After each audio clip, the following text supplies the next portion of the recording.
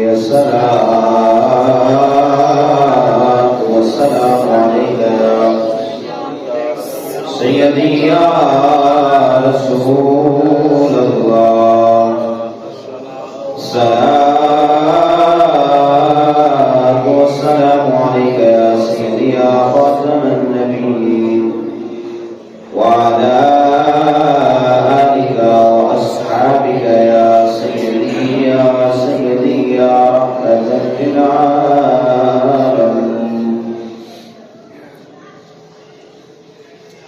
نہایت قدر و احترام معزز سامعین عزیز شان، اللہ رب العزت کی حمد و ثنا اور حضور تاجدار انبیاء صلی اللہ علیہ وسلم،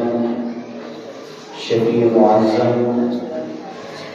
سرور انبیاء صلی اللہ علیہ وسلم آپ کی ذات مقدسہ پر درود و سلام کا نذرانہ پیش کرنے کے بعد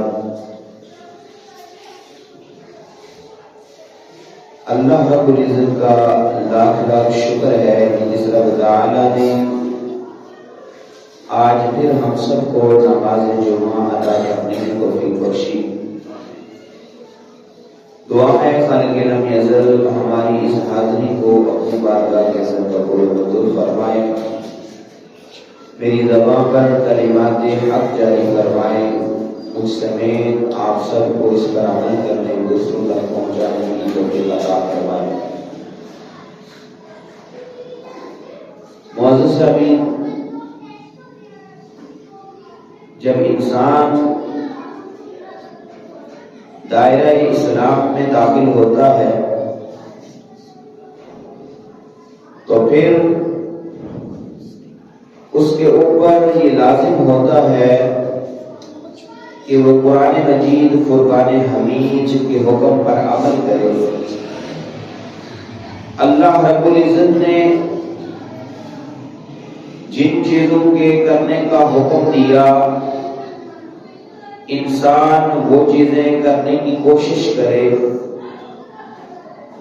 پر جن چیزوں سے اللہ اور اس کے پیارے حبیب صلی اللہ علیہ وسلم نے روکا ہے، منع کیا ہے، ایک مسلمان جب دائرہ اسلام کے اندر داخل ہو جاتا ہے تو اس پر لازم ہوتا ہے کہ وہ ان چیزوں سے کو اپنے اوپر سے ایوائڈ کرے، دور ہو جائے ان چیزوں سے۔ اب دیکھیں، ایک انسان اس کی کیفیت ہی ایسی ہے، رب نے اسے بنایا ہی ایسے ہے، کیونکہ رب کی مخلوق ہے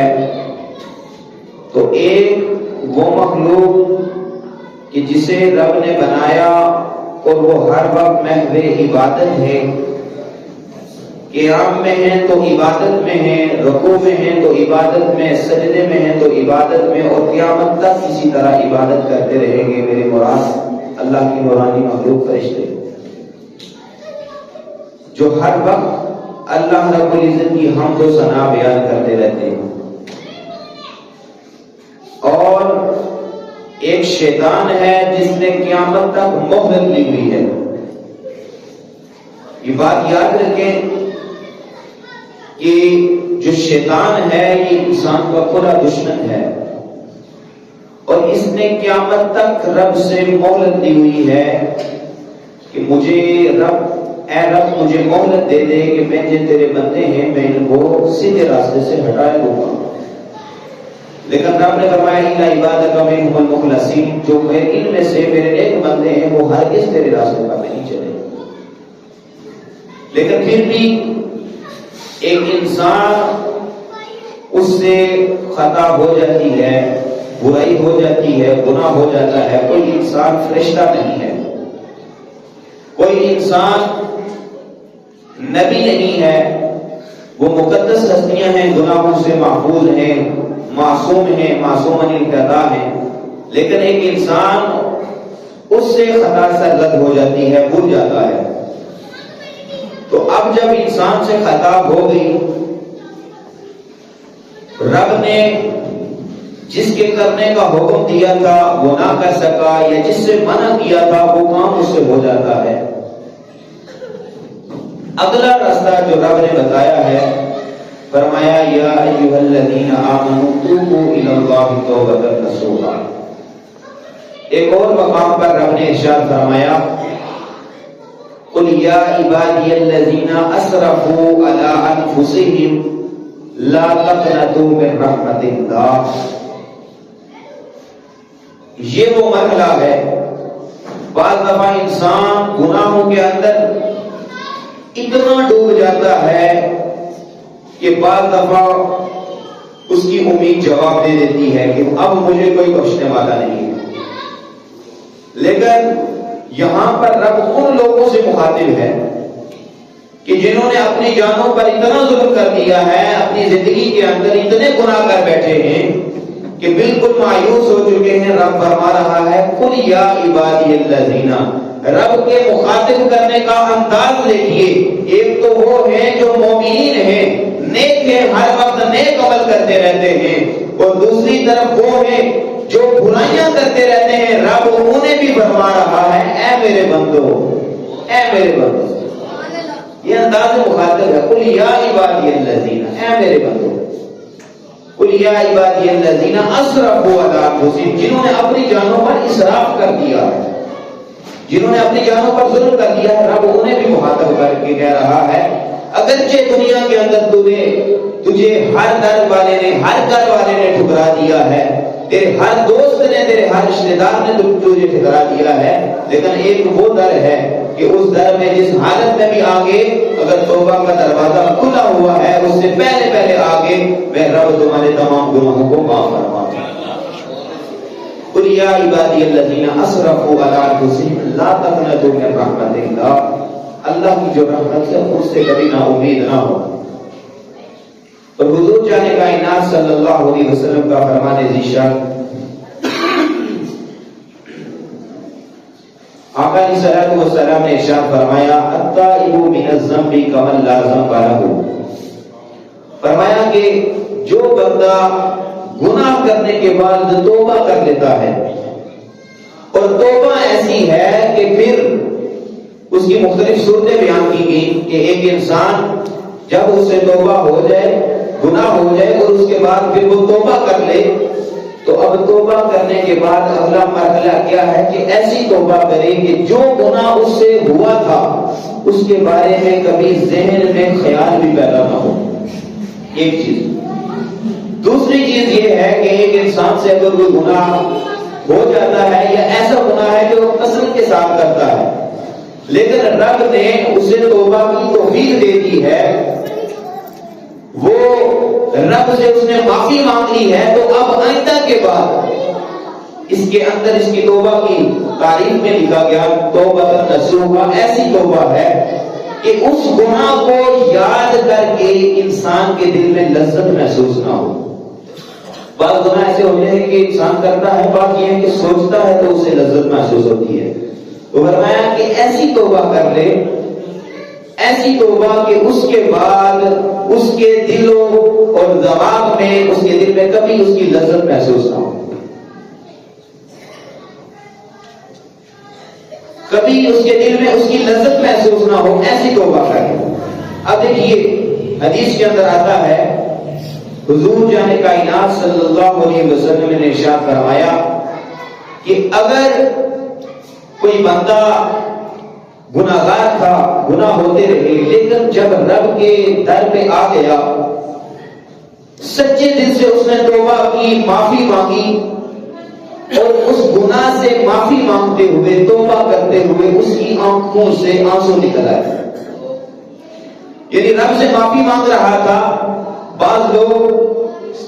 معافی جب مانگتے ہیں تو آنکھوں سے آنسو خود بخود جاری ہو جاتے ہیں، اور فرمایا جس کی آنکھوں سے آنسو جاری نہ ہو وہ کم از کم رونے کی شکل ضرور اختیار کر لے، اپنے گناہ پر نادم و شرمندہ ہوگا۔ فرمایا اگر کسی بندے کی آنکھ سے مکھی کے سر کے برابر آنسو نکلا رب سے معافی مانگتے ہوئے، اور وہ چہرے پر بہ گیا، اللہ رب العزت اس کے تمام گناہوں کو معاف فرما دے۔ اللہ رب العزت غفور الرحیم ہے، اور اللہ رب العزت نے یہ وعدہ فرمایا ہوا ہے وَرَحْمَتِي وَسِعَتْ كُلَّ شَيْءٍ، فرمایا جو میری رحمت ہے یہ ہر چیز پر وسیع ہے۔ اللہ جبار بھی ہے، قہار بھی ہے، اس کی پکڑ بھی بڑے سخت ہے، لیکن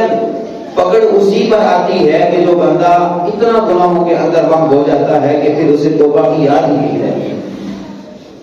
کبھی وہ رب کے در پر آئے ہی نہیں ہے کہ توبہ کرے، معافی مانگے۔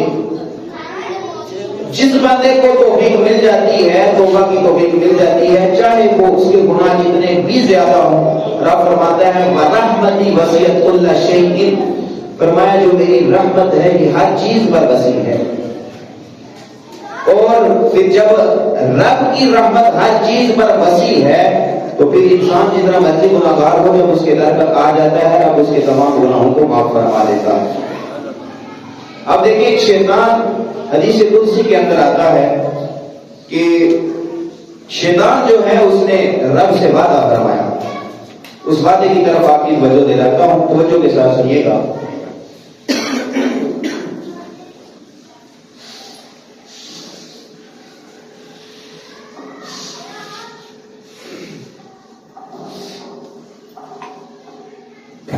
حضرت ابو سعید خدری رضی اللہ تعالیٰ عنہ ان سے یہ حدیث مروی ہے کہ شیطان مردود اس نے جب قسم کھائی ہے، حدیث کے اندر کیا الفاظ آتے ہیں ان الشیطان قال، کہ بے شک شیطان نے یہ کہا قال وعزتک یا ربی، رب سے کہا کہ تیری عزت کی قسم اے رب لَأَبْرَهُ أُغْوِي عِبَادَكَ مَا دَامَتْ أَرْوَاحُهُمْ فِي أَجْسَادِهِمْ۔ توجہ کے ساتھ یہ بات سنیے گا، آپ کی ایمان تازہ ہو جائیں گے۔ فرمایا حدیث قدسی کے اندر آتا ہے کہ شیطان نے یہ قسم کھائی کہ جب تک تیرے بندوں کے جسموں کے اندر روحیں موجود ہیں میں ان کو سیدھے راستے سے ہٹاتا رہوں گا، ان کو گمراہ کرتا رہوں گا۔ یہ شیطان نے قسم اٹھائی، اور ایک قسم پھر رب نے بھی اٹھائی، فرمایا قال رب نے فرمایا وعزتی وجلالی، میری عزت کی قسم، میرے جلال کی قسم، لا ازال اغفر لهم ما استغفرونی، جب تک میرے بندے مجھ سے معافی مانگتے رہیں گے میں ان کو معاف فرماتا رہوں گا۔ یہ تو ایک شیطان کی قسم، شیطان نے کہا میں ساری قیامت تک جب تک تیرے بندوں میں روحیں ہیں میں ان کو گمراہ کرتا رہوں گا۔ پھر رب نے قسم اٹھائی، کہا کہ جب تک میرے بندے مجھ سے معافی مانگتے رہیں گے میں ان کو معاف کرتا رہوں گا۔ تو گناہ ہو جانا یہ کوئی بڑی بات نہیں ہے، انسان کو بچنا چاہیے۔ انسان چھوٹے چھوٹے گناہ، بعض دفعہ انسان چھوٹے چھوٹے گناہ کرتا ہے، کہتا ہے یہ کون سا گناہ ہے، لیکن یہ چھوٹوں چھوٹوں سے بھی گناہ سے بھی بڑا گناہ بن جاتا ہے۔ جیسے ایک آپ اس کی مثال دی جاتی ہے کہ ایک برف کا پہاڑ ہو اور اس کے اوپر سے ایک چھوٹا سا آپ پتھر بنا کے نا پہاڑ، برف کے پہاڑ سے تو نیچے کریں تو نیچے پہنچتے وہ بڑا پہاڑ بن جاتا ہے۔ اسی طرح ایک انسان کے گناہ کی جو ابتدا ہوتی ہے وہ چھوٹے گناہ سے ہوتی ہے، وہ چھوٹے چھوٹے گناہ کرتے کرتے پھر بڑے کرنے شروع کر دیتا ہے، اور پھر بعض دفعہ ایسا لمحہ آ جاتا ہے وہ گناہ کرتا ہے اسے گناہ محسوس نہیں ہوتا کہ میں گناہ کر رہا ہوں۔ اور حدیث کے اندر آتا ہے کہ ایک انسان جب گناہ کرتا ہے تو اس کے دل کے اوپر ایک دبا بن جاتا ہے، جس طرح ایک پینسل کے ساتھ آپ ڈاٹ نہیں لگاتے بلیک کلر کا، اس طرح ایک ڈاٹ اس کے دل پر لگ جاتا ہے، دبا لگ جاتا ہے۔ اب دیکھیں جو کلر کی سیاہی ہوتی ہے جب کسی جگہ پر لگ جاتی ہے تو فوراً اسی وقت انسان اس کو صاف کرے جلدی صاف ہو جاتی ہے۔ آپ کوشش کریں تھوڑی دیر بعد کریں گے تو تھوڑی آپ کو اور محنت کرنی پڑے گی۔ اسی طرح جب ایک انسان گناہ کرتا ہے تو اگر فوری طور پر توبہ کر لے فوری طور پر رب اسے اس کے دل کو صاف کروا دیتا۔ گناہ ہو جانا پہلی تو بات ہے بچنا چاہیے، لیکن اگر ہو جائے بھول سے ہو جائے فوراً اسے چاہیے کہ توبہ کرے، اللہ سے معافی مانگے۔ فرمایا کہ انسان جب گناہ کرتا ہے، اس سے جب گناہ ہو جاتا ہے تو اس کے دل پر ایک دبا بن جاتا ہے۔ اگر وہ مسلسل اسی طرح گناہ کرتا رہے، توبہ نہ کرے، استغفار نہ کرے، معافی نہ مانگے، فرمایا وہ آہستہ آہستہ کرتے جب دوسرا گناہ کرتا ہے تیسرا کرتا ہے تو کرتے کرتے اس کا سارا دل جو ہے وہ سیاہ ہو جاتا اور اسے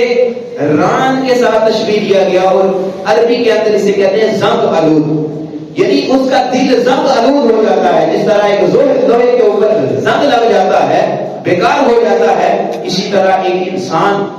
جب وہ بار بار گناہ کرتا رہتا ہے، توبہ نہیں کرتا، استغفار نہیں کرتا، رب سے معافی نہیں مانگتا ہے، تو اس کا سارا دل سیاہ ہو جاتا ہے،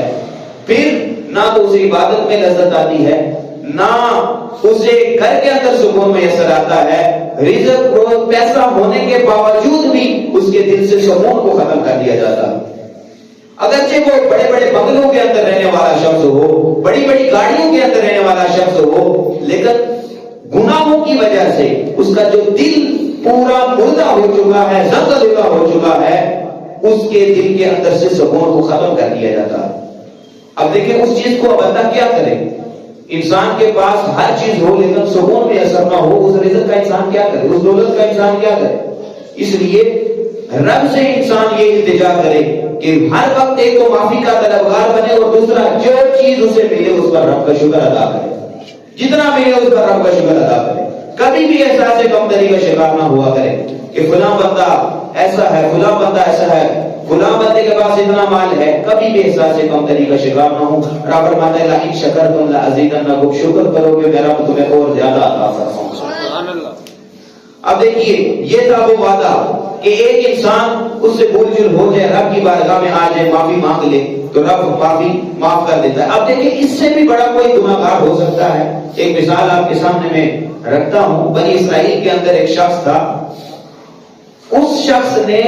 99 بندوں کو قتل کیا ہوا تھا۔ کتنے بندوں کو جی؟ 99 بندوں کو اس شخص نے قتل کیا ہوا تھا۔ اب دیکھیں رب کی بارگاہ میں اگر بندہ سچے دل سے معافی مانگ لینا تو جتنا مرضی میں کیا گناہگار ہو رب معاف کروا دیتا ہے۔ اب اس بندے کے دل میں کے اندر خیال آتا ہے کہ میں اتنا گناہگار ہوں، دل کے اندر یہ خیال آتا ہے کہ میں معافی کا طلبگار ہو جاتا ہوں، توبہ استغفار کر لیتا ہوں۔ اب اس سوچ میں ہوتا ہے کیا میرے لیے معافی ہے کہ نہیں ہے۔ بعض دفعہ انسان جو گناہوں کے اندر ملوث ہوتا ہے اس کے ذہن میں یہ خیال آتا ہے، اور یہ بھی شیطان کی طرف سے وسوسہ ہوتا ہے، تم تو بڑا گناہگار ہے اس لیے معافی مانگتا ہے، تجھے کہاں سے معافی ملنی ہے، یہ بھی شیطان کی طرف سے وسوسہ ہوتا ہے، اس سے بھی بچنا چاہیے۔ اب اس بندے کے دل کے اندر خیال آتا ہے کہ مجھے معافی ملے گی کہ نہیں ملے گی، میں نے تو 99 بندوں کو قتل کیا ہوا ہے۔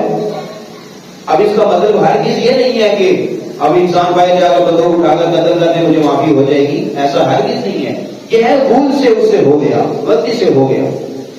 اب کیا ہوا کہ 99 بندے قتل، اب ایک شخص کے پاس جاتا ہے،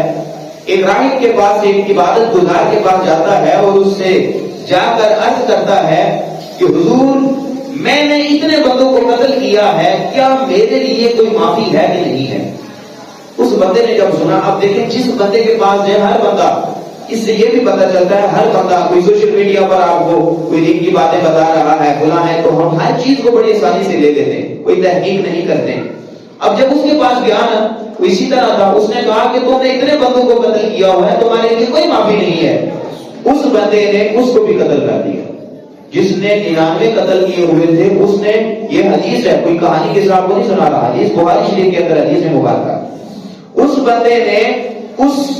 100ویں بندے کو بھی، یعنی 100 کا عدد پورا کر دیا، اس کو بھی قتل کر دیا۔ اس نے جب کہا کہ تیرے لیے کوئی معافی نہیں ہے، تو اتنا بڑا گنہگار ہے، اس نے اس کو بھی قتل کر دیا۔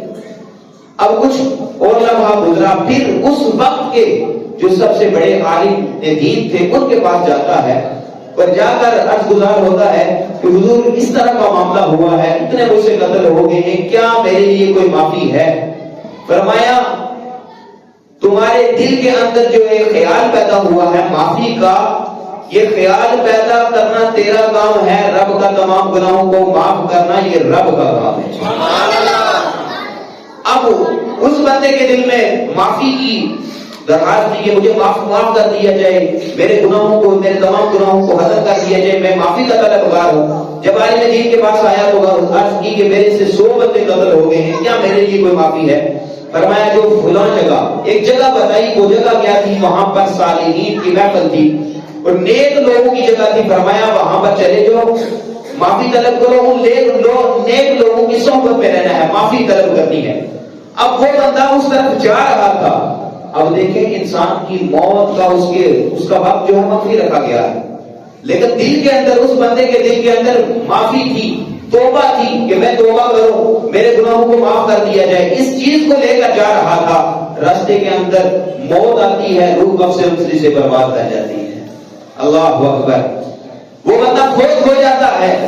اب معاملہ دیکھیے، ادھر سے رحمت والے بھی فرشتے آ رہے ہیں، ادھر سے جہنم والے فرشتے بھی آ رہے ہیں. دونوں فوجیں فرشتوں کی وہاں پر جمع ہو جاتی ہیں اور وہاں مکالمہ ہوتا ہے. جو جہنم میں لے کر جانے والے فرشتے ہیں وہ کہتے ہیں یہ بندہ تو ہمارا ہے، اس نے اتنے قتل کیے ہیں. لیکن جو رحمت والے فرشتے ہیں وہ کہتے ہیں اس بندے نے سچے دل سے توبہ کر لی تھی، یہ ہمارا بندہ ہے. اس بندے نے سچے دل سے توبہ کر لی تھی. اب حکم یہ ہوتا ہے، ایک اور فرشتے کے ذریعے، سالس کے ذریعے حکم یہ ہوتا ہے کہ زمین کی پیمائش کر دی جائے، دیکھا جائے کہ یہ بندہ کس طرف زیادہ تھا. اگر تو یہ جو معافی مانگنے والے لوگ تھے ان کی طرف اس کا فاصلہ زیادہ بڑھتا ہے تو اسے جنت میں لے جایا جائے، اور اگر اس کا راستہ دوسری طرف بنتا ہے تو اسے جہنم میں لے جایا جائے. جب زمین کی پیمائش کی جاتی ہے تو ایک روایت کے اندر آتا ہے کہ دوسری طرف زمین زیادہ تھی لیکن رحمت والے حصے میں اس کی زمین کو بڑھا دیا جاتا ہے. جب پیمائش کی جاتی ہے تو دیکھا جاتا ہے کہ جو زمین جس کی طرف وہ سفر کر کے آیا تھا، توبہ اور استغفار کی سچی نیت کے ساتھ وہ آیا تھا، اس طرف فاصلہ زیادہ ہو جاتا ہے. رحمت والے فرشتے اسے اٹھا کر جنت میں لے جاتے ہیں. لیکن کتنی بڑی یہ داستان ہے جرم کی، اور ایک انسان تصور بھی نہیں کر سکتا ہے کہ اس نے اتنے گناہ کیے ہوں، اتنا ظلم کیا ہوا ہو اور پھر اس کے لیے معافی ہوگی. تو دیکھیں وہ رب بڑا کریم ہے، اس کی رحمت بڑی وسیع ہے. جب سچے دل کے ساتھ انسان کوئی توبہ کر لیتا ہے، اس بندے کے دل میں کوئی ایسی برائی نہیں کی، بلکہ سچے دل کے ساتھ وہ شخص اللہ رب العزت کی بارگاہ میں طائب ہو چکا تھا، جس کی وجہ سے اللہ رب العزت نے اسے تمام گناہوں کو معاف فرما دیا. اب دیکھیں اسی چیز سے ہمیں سیکھنا چاہیے. آج ہمارے اندر، ہمارے دوست یار، ہمارے محلے کے اندر ہم کسی شخص سے ناراض ہو جاتے ہیں، کسی سے کوئی غلطی ہو جاتی ہے تو ہماری یہ دشمنیاں جو ہیں موت تک جاری رہتی ہیں. ایسا ہرگز نہیں کرنا چاہیے. اگر کسی کے ساتھ ناراض ہیں تو راضی ہو جانا چاہیے. کوئی آپ کی وجہ سے ناراض ہے تو اس کو راضی کرنے کی کوشش کریں، اپنے دل کے اندر نرمی پیدا کریں. دیکھیں وہ رب اتنا غفور الرحیم ہے تو ایک انسان اسے بھی تو اس کا کچھ حصہ بنانا چاہیے. بلکہ ہمارا حال یہ ہوتا ہے، ذرا سی بات ہوتی ہے ہم اسے پہاڑ بنا کر پیش کرتے ہیں، اور یہ دشمنیاں ہم جو ہے موت تک، جب اسے قبر میں دفن کر کے آتے ہیں پھر بعد میں آ کر باتیں ہوتی ہیں، بتا بڑا اچھا تھا، فلاں ہونا اچھا تھا. اس سے پہلے ہی انسان یہ کر لے کہ اس کے ساتھ اچھے تعلقات بنا لے. اس لیے کوشش کریں کہ اگر کوئی شخص کسی سے ناراض ہے تو اسے آج بھی راضی کرنے کی کوشش کریں. ایک قبیلے کی ایک عورت تھی. اب دیکھیں اس عورت سے جرم کی ارتکاب ہو جاتا ہے، زنا ہو جاتا ہے. اب وہ عورت جو ہے حضور جانے کائنات صلی اللہ علیہ وسلم کی بارگاہ میں حاضر ہوتی ہے کہ حضور مجھ سے یہ گناہ ہو گیا ہے تو میرے لیے کیا معافی ہے. اب دیکھیے جو اس طرح کا معاملہ ہوتا ہے تو اس کے لیے پھر قرآن مجید نے سزائیں بھی مقرر کی ہیں کہ اگر غیر شادی شدہ ہے تو اگر وہ اس طرح کا معاملہ زناکاری کا کرتے ہیں تو 100 کوڑے ہے. اگر شادی شدہ شخص ہو تو وہ اس طرح کا معاملہ کرے تو اس کے لیے سزا رجم رکھی گئی ہے. اور رجم کیا ہے کہ اسے چوک میں کھڑا کیا جائے اور ساری جماعت کو جمع کیا جائے، چھوٹے چھوٹے پتھروں کو دیے جائیں اور چھوٹے چھوٹے پتھروں کے ساتھ اس شخص کو کچل دیا جائے. اب اس عورت کے سے یہ گناہ ہو گیا، حاملہ ہوگی. حضور جانے کائنات صلی اللہ علیہ وسلم کی بارگاہ میں آتی ہے تو حضور جانے کائنات صلی اللہ علیہ وسلم نے فرمایا ابھی جاؤ، جب یہ اولاد ہو جائے پھر اس کے بعد آنا. اب وہ عورت پھر جب اولاد ہو جاتی ہے، بڑی ہو جاتی ہے، پھر واپس وہ عورت حضور جانے کائنات صلی اللہ علیہ وسلم کی بارگاہ میں آتی ہے، کیونکہ اس عورت نے سچے دل سے توبہ کر لی تھی. کیونکہ دیکھیں جب دل کے اندر سچی توبہ آ جائے تو پھر یہ دنیا کی سزائیں انسان کو کچھ نہیں مانے نہیں ہوتی ہیں، بلکہ انسان یہ نہیں چاہتا ہے کہ میرا رب مجھ سے راضی ہو جائے۔ اب کیا ہوا کہ وہ عورت دنیا لوگوں کے سامنے تو شرمسار ہوئی، جب دوبارہ حضور جانے کا اناث صلی اللہ علیہ وسلم کی بارگاہ میں آئی تو حضور جانے کا اناث صلی اللہ علیہ وسلم نے رجم کا حکم دیا، اس عورت کو رجم کیا گیا۔ اس کے بعد حضور جانے کا اناث صلی اللہ علیہ وسلم نے اس عورت کے جنازہ خود پڑھایا۔ اب جب جنازہ پڑھایا گیا تو حضرت عمر فاروق رضی اللہ تعالیٰ عنہ آپ نے عرض کی، حضور یہ کیا معاملہ ہے؟ اس عورت نے تو اتنا بڑا گناہ کیا تھا، اس سے تو یہ گناہ سرزد ہوا تھا، اس کے باوجود آپ اس کے اوپر نماز جنازہ پڑھا رہے۔ تو حضور جانے کا اناث صلی اللہ علیہ وسلم نے ارشاد فرمایا کہ اے عمر، اس عورت نے اتنے سچے دل سے توبہ کر لی ہے، اتنے سچے دل سے توبہ کر لی ہے کہ اگر اس کی توبہ کو 70 آدمیوں پر تقسیم کیا جائے تو اس عورت کی توبہ سب پر بھاری ہو جاتی ہے۔ معاملہ کیا ہے؟ جتنا مرضی انسان سے بڑا گناہ ہو جائے، ایک دفعہ سچے دل سے رب کی بارگاہ میں آ جائے۔ اور اسی پر مومنین کی صفات ذکر کی گئی ہیں، ان میں سے پہلی جو صفت ذکر کی گئی ہے التائبون، فرمایا وہ توبہ کرنے والے ہوتے ہیں،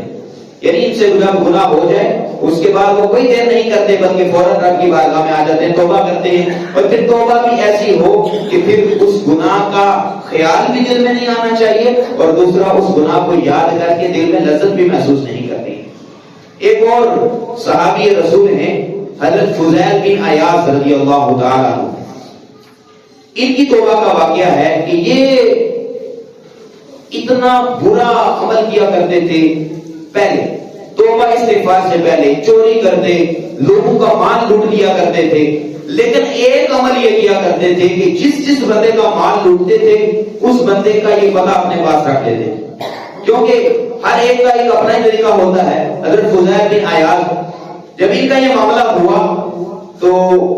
جب توبہ کی طرف رجوع کیا، جب دل کے اندر خیال پیدا ہوا کہ میں اتنا گناہگار ہو چکا ہوں، مجھے اب معافی مانگنی چاہیے، رب سے معافی مانگنی چاہیے، تو اب کیا کرتے ہیں کہ ایک دفعہ ایک قافلہ جسے لوٹنے کی غرض سے جا رہے تھے، اس قافلے کے اندر ایک حافظ قرآن موجود تھا، اور حافظ قرآن قرآن مجید کی یہ آیت تلاوت کر رہا تھا، قل یا عبادی الذین اسرفوا علی انفسہم لا تقنطوا من رحمت اللہ، کہ رب فرما رہا ہے اے میرے وہ بندو جنہوں نے اپنی جانوں پر ظلم کیا ہے وہ ہرگز اللہ کی رحمت سے نا امید نہ ہو۔ یہ آیت تلاوت فرما رہا تھا۔ جب اس آیت کو سنا تو آپ کے دل کے اندر خیال پیدا ہوتا ہے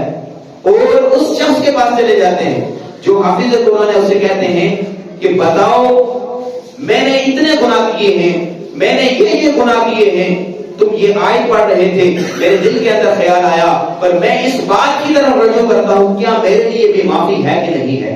کیا رب مجھے بھی معاف فرما دے گا کہ میں نے تو اتنے لوگوں کا مال لوٹا ہوا ہے، تو کیا میرے لیے معافی ہے کہ نہیں ہے؟ تو اس شخص نے کہا جو حافظ قرآن تھا کہ یہ رب کا وعدہ ہے کہ قل یا عبادی الذین اسرفوا علی انفسہم، جنہوں نے اپنی جانوں پر، اے میرے بندو جنہوں نے اپنی جانوں پر ظلم کر دیا ہے، ہرگز اللہ کی رحمت سے نا امید نہ ہونا، سچے دل سے آ کر اس رب کی بارگاہ میں سجدہ ریزی کرنا، توبہ استغفار کرنا، معافی مانگنا، وہ رب تمہیں معاف فرما دے گا۔ تو جب یہ تمام معاملات سنے تو اب ان کا معاملہ کیا تھا کہ جو کچھ بھی انہوں نے مال لوٹا ہوا تھا، انہوں نے کیا کیا کہ وہ مال ہر بندے کے پاس، ان کی جہاں تک کوشش ہوئی وہ مال ان تک پہنچایا، واپس کیا۔ اب ایک یہودی وہاں موجود تھا، وہ یہودی کہنے لگا کہ حضور میں نے سنا ہوا ہے کہ اگر کوئی بندہ حضور جانے کائنات صلی اللہ علیہ وسلم کا امتی اپنے گناہوں سے تائب ہو جائے تو اللہ رب العزت اس کے ہاتھ میں مٹی کو سونا بنا دیتا ہے۔ وہ یہودی کہنے لگا میں اس چیز کو دیکھنا چاہتا ہوں۔ حضرت فضیل بن عیاض، اب اس بندے نے، اس یہودی نے مٹی کی ٹھیکری کو آگے کیا اور آپ نے اتنے سچے دل سے توبہ کی ہوئی تھی کہ جب اس مٹی کو ہاتھ لگاتے ہیں وہ مٹی سونا بن جاتی ہے۔ اب دیکھیں ایک شخص گناہگار تھا، اتنا گناہگار تھا کہ اسے امید بھی نہیں تھی کہ مجھے معاف کیا جائے گا، لیکن جب سچے دل سے توبہ کر لی اللہ رب العزت نے اسے صاحب کرامت بنا دیا، اس کے ہاتھ سے کرامت کا ظہور ہو گیا۔ یہ کیا وجہ ہے؟ یہ ساری رحمتیں برکتیں ہمیں نصیب ہو جاتی ہیں۔ ایک شیطان ہے وہ انسان کو جو اشرف المخلوقات بنایا گیا ہے، یعنی تمام مخلوق میں اس کو اشرف بنایا گیا ہے، یہ انسان کو ہر وقت اس درجے سے گرانے کی کوشش میں رہتا ہے، ہر وقت اسی چکر میں رہتا ہے، اسی کشمکش میں رہتا ہے کہ میں اس بندے کو یہ جو مقام انسانیت انسان کو ملا ہے، اگر انسان اپنے مقام انسانیت کو سمجھ لے تو یہ انسان فرشتوں سے بھی افضل ہو جاتا ہے، لیکن وہ شیطان اسے بار بار اس مقام سے گرانے کی کوشش کرتا ہے۔ ہمیں کیا کرنا چاہیے؟ ہمیں اگر ہم سے پہلی تو بات ہے گناہوں سے بچنا چاہیے جتنا ہو سکے۔ دیکھیں ان الحسنات یذہبن السیئات، قرآن کا وعدہ ہے کہ جو اچھائیاں ہیں یہ برائیوں کو مٹا دیتی ہیں۔ انسان سے جو چھوٹے موٹے گناہ آتے ہیں، حضور جانے کائنات صلی اللہ علیہ وسلم نے فرمایا جب انسان وضو کرتا ہے تو اس کے جسم کے جو اعضاء دھوتا ہے، اللہ رب العزت اس کے تمام اعضاء کے گناہوں کو معاف فرما دیتا ہے۔ تو ایک بندہ جو 5 وقت کا نمازی ہے، 5 دن میں 5 مرتبہ وضو کرتا ہے، حدیث کے اندر آتا ہے حضور جانے کائنات صلی اللہ علیہ وسلم نے فرمایا کہ اگر کسی بندے کے گھر کے سامنے سے ایک نہر جا رہی ہے، صاف پانی ہے، شفاف پانی ہے، اور وہ روزانہ 5 مرتبہ غسل کرتا ہے تو کیا اس کے جسم پر کوئی میل کچیل باقی رہ جائے گی؟ صحابہ کرام بات کرنے لگے یا رسول اللہ یا حبیب اللہ، اگر کوئی بندہ ایسا کرتا ہے، غسل کرتا ہے تو کوئی اس کے جسم پر میل کچیل باقی نہیں رہتی۔ فرمایا اسی طرح جب میرا بندہ، میرا کوئی امتی 5 مرتبہ دن کے اندر اچھے طریقے سے وضو کرتا ہے اور پھر رب کی بارگاہ میں سجدہ ریزی کرتا ہے، یعنی نماز پڑھتا ہے، اللہ رب العزت اس کے تمام گناہوں کو معاف فرما دیتا ہے۔ تو یہ تو ایک چھوٹی چھوٹی چیزیں، چھوٹے چھوٹے ایسے گناہ جو ہم چھوٹی چھوٹی نیکیاں کرتے ہیں ہمیں پتہ ہی نہیں ہوتا، اور کبھی بھی کسی نیکی کو حقیر نہیں جاننا چاہیے۔ دیکھیں ایک انسان اگر کھجور کے برابر بھی صدقہ کرتا ہے تو حدیث کے اندر آتا ہے کہ وہ صدقہ اتنا بڑھتا رہتا ہے، اتنا بڑھتا رہتا ہے، جس طرح ایک انسان کسی جانور کی پرورش کرتا ہے نا، چھوٹا بچہ ہوتا ہے اس کی پرورش کرتا رہتا ہے تو بڑا جانور بن جاتا ہے۔ فرمایا اسی طرح یہ کھجور کے برابر اگر کوئی صدقہ دیتا ہے، اتنی نیکی کرتا ہے تو فرمایا کل بروز محشر کو احد پہاڑ کے برابر ہو جائے گا۔ کبھی بھی نیکی کو حقیر سمجھ کے نہیں کرنا چاہیے، اور حضور نے جانے کائنات صلی اللہ علیہ وسلم نے فرمایا کہ نیکی کو حقیر نہ جاننا، چاہے وہ تم اپنے بھائی کے ساتھ خوش دلی کے ساتھ ملو، یعنی ہم کسی کے ساتھ ملتے ہیں تو ہمارے چہرے پر مسکراہٹ ہو، خوش دلی کے ساتھ اس سے ساتھ ملنے، یہ بھی صدقہ جاریہ ہے۔ اللہ رب العزت ہمیں گناہوں سے محفوظ فرمائے اور سچے دل سے توبہ کرنے کی توفیق عطا فرمائے۔ وآخر دعوانا الحمدللہ۔